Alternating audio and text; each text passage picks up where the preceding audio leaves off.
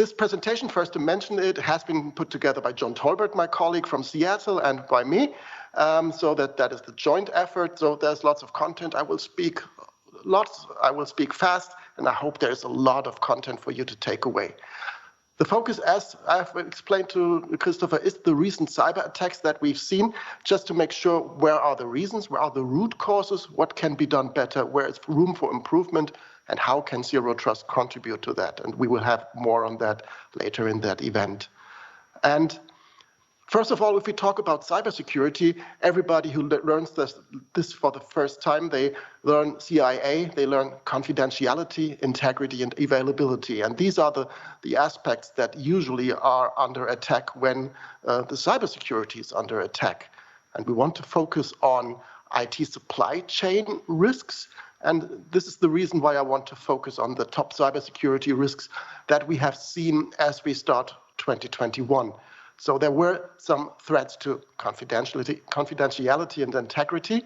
So the CI part of CIA, we have seen the SolarWinds incident, we have seen the Ticketmaster events going on, and just quite recently the Oldsmar water treatment plant event, which is also around confidentiality and integrity. And to mention that briefly as well, there have been quite some threats to availability in the recent days. We have seen the global Gmail outage in December. We have the outage of the North American region of AWS in November, and the Microsoft Azure outage in September, most probably related to an Azure AD outage way back then, but that has improved since then dramatically. So if we look at what was going on right there, so we have been seeing malware in IT tools, so that hints at the SolarWinds incident. We have seen insider threats that come from people like former employees, contractors, and partners, and in general, too much access. And on the availability side, we have seen distributed denial of service attacks and just the regular cloud service provider outages. And if you look at that list, that is really nothing new. So these are incidents that have been around before, and they are expected to be around in the future as well. So we have to take care of that, and that's the main thing I want to focus here. I want to dive a bit deeper into the SolarWinds incident, just to learn from that. It's not about finger pointing. They have improved very much, and things have changed dramatically in the meantime. It's just to understand where we could get better from our side. So everything that we have here is an overview of published research. There's no secret knowledge from KuppingerCole right here. It's just looking at the news, looking at blogs, looking at information being readily available. First, and this is readily available, the attack timeline as published by SolarWinds themselves in their official blog. I don't want to go into all details here because that would take 10 minutes of my full presentation. I want to focus on a few aspects here. First of all, the overall time that this took place. It started in September 2019, and that's quite astonishing. And we really can get to the knowledge again that we usually have this 6 months to detect the actual attack and the 2 months period to remove that.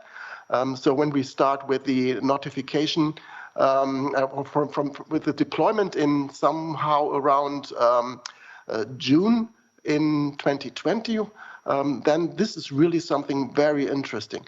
And the other aspect that I really want to focus on is the highly professional way of how this actually was executed. If you look at the beginning, there was actually, on the 12th of September 2019, there was a test code being injected. So they really had, like a proper software development program, they had a testing period, which ended then by early November 2019. So they had time to test the platform, and later on, with late February 2020, the actual malware workload has been compiled and deployed, and then rogue havoc in the systems. So that's the overall timeline to look at. And of course, investigation is still going on, and we are still learning just right now as we are doing this event that things have changed, and then what needs to change and what were the reasons behind all of that. We're talking about the cybersecurity supply chain, and So there are some published and known supply chain impacts. So one step up the supply chain, we can see impact on the SolarWinds platform themselves, but also in solutions by companies and vendors like FireEye or Microsoft or Cisco Duo. In the recent days, we have added the latest info as published by Trustwave and Nozomi, hinting at Malwarebytes and Mimecast, but also at the Microsoft MQ server, which also has been impacted by this event. And if we go up one more step, the supply chain to the end users, we see quite some heavy names here in this list. So we see government agencies around the world, from the US to the UK to Europe and the United Arab Emirates, and companies. Up to 18,000 are potential targets, but we know of at least 250 plus, including the names given here. The 3 stages of the attack, just to give a short introduction and also to use this later on for understanding what needs to be done if you are under attack or if you suspect to be under attack. We have 3 phases. Stage 1 was actually the implantation of the malware, and that means installing the stuff and getting it under control with the command and control center, and the C2, the command and control center, was starting to signal to the initial domain, so to be under control mainly. So that was the first stage. The second stage was the C2 communicating, aiming at identifying and leveraging already some assets. So the directing of the reconnaissance of the assets was stage 2, and also using more than one C2 domain. And at that stage already, multiple IOCs have been made available, so there were indicators of compromise as provided by threat intelligence at that early stage, but they were not necessarily taken into account. Stage 3 was the attack being in full swing. So there were signs of threat actor activities, including data exfiltration and very important and very noteworthy, the manipulation of AD accounts and SAML tokens, and we will talk about that later. And a very bold move, the unauthorized addition of federated trusts. So what we usually tell our customers to use trusted IDPs for adding trusted identities to your overall identity fabric. That is something that was used here in a malicious way. So they added federated trusts to give a group of people unauthorized access to the systems, which is quite astonishing. A few words about the SolarWinds posture. I don't look into all the details, but we had everything that proper cyber hygiene usually should avoid. So weak passwords attack based on password spraying, so using existing passwords and leaked passwords just to more or less apply a massive attack towards the systems. More interesting that there have been internal accounts for sale on the dark web, and the recommendation that customers were advised to exclude SolarWinds file from scans because there were positives here. Interesting also to see that there was no real strong focus on security at that time, so no CISO in place. And just quite recently, there have been some developments around Microsoft Messaging Queue and SQL Express with unauthenticated messaging, although these TTPs, are not necessarily associated with the actual attack and have not yet been used by malicious actors yet and have been removed in the meantime. But there was quite some attack vector being available. So that was the part when it comes to where could have been things better at the actual site there. But everybody's talking about how proper this attack has been executed, and we want to look at a few of these aspects.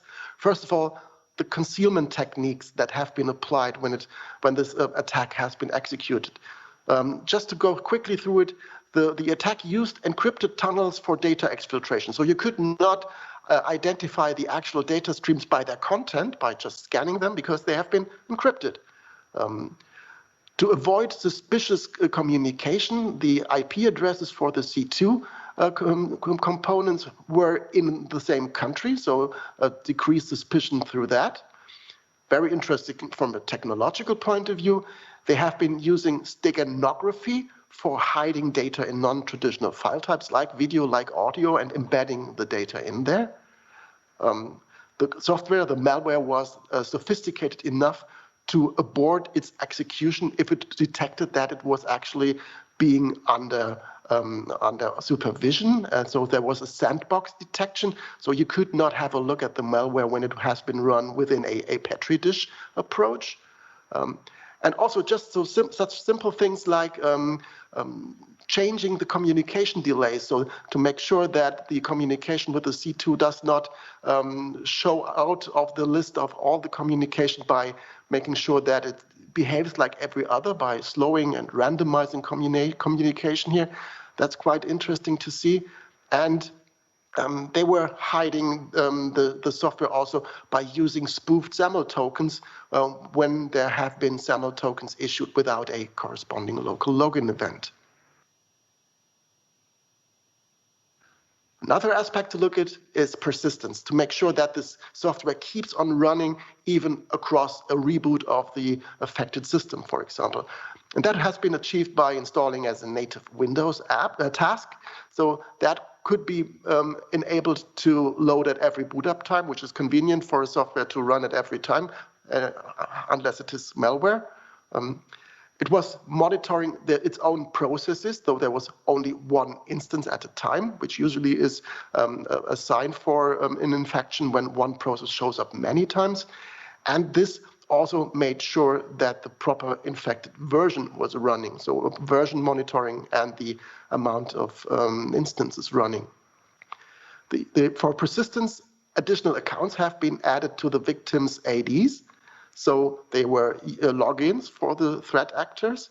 And that also was additionally enhanced by adding tokens and certificates to the target services. So that also this could be used for the threat actor to reconnect to the systems. And we've mentioned already the creation of ADFS trusts to outside domains.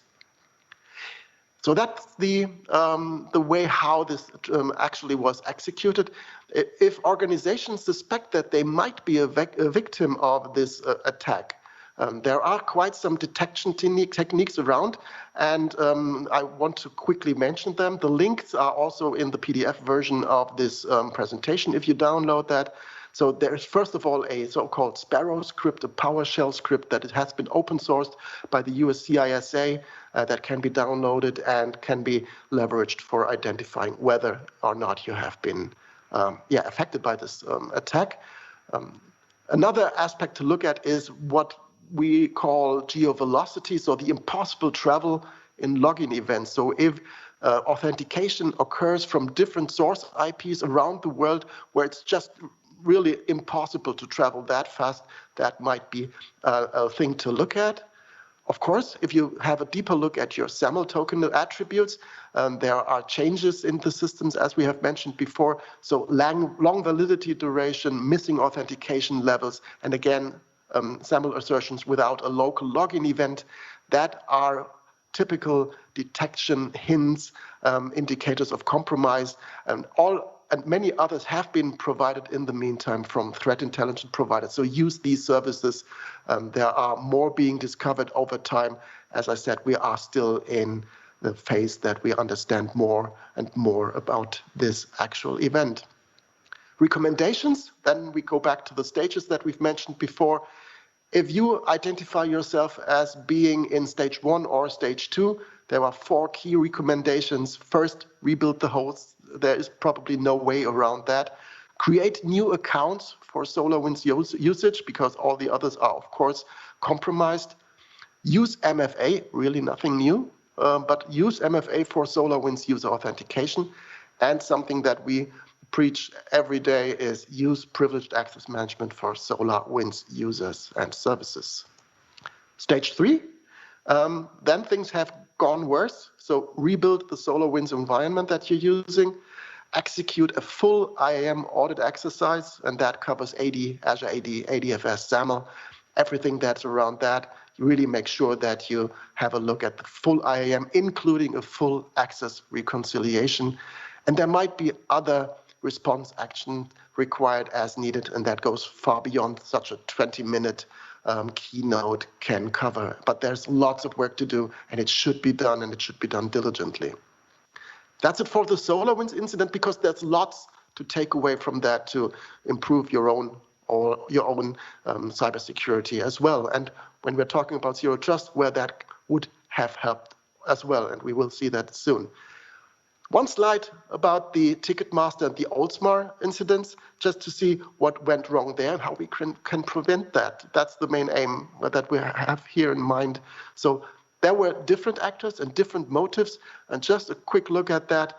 First of all, the Ticketmaster incident, where massive data breach has been occurred, and that was just executed by a former employee.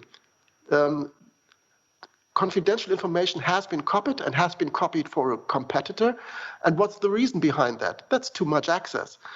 Former employee means the user should have been deprovisioned, should have been removed, access should have been removed, the identity should have been removed, and every way of using this identity and the access for getting access to the confidential information. So that is really user lifecycle management, least privileged principle, and just deprovisioning of access.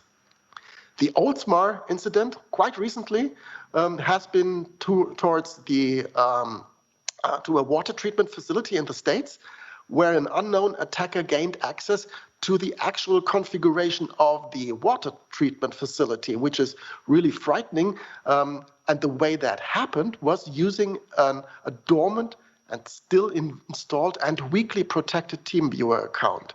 And when we look into the root cause, or in what we could have been done to prevent that, it's mainly about removing unneeded software, disallowing inappropriate remote access. This TeamViewer account maybe was there before for some good reason, but it has not been removed, and it has not been properly protected by, for example, MFA, which would of course have discouraged password guessing.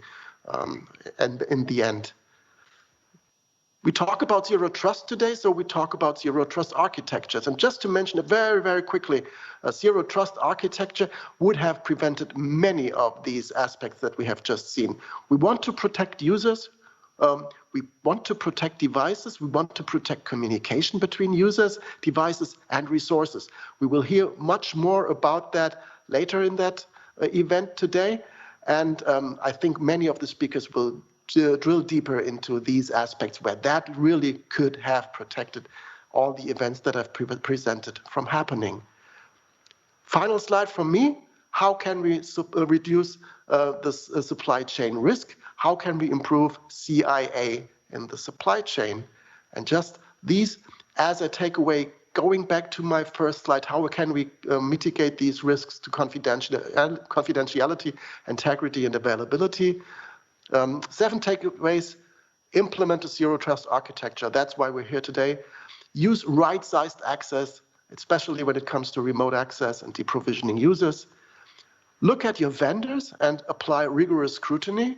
And when you look at availability, distribute and orchestrate your services to edge services, to multi-cloud infrastructure as a service.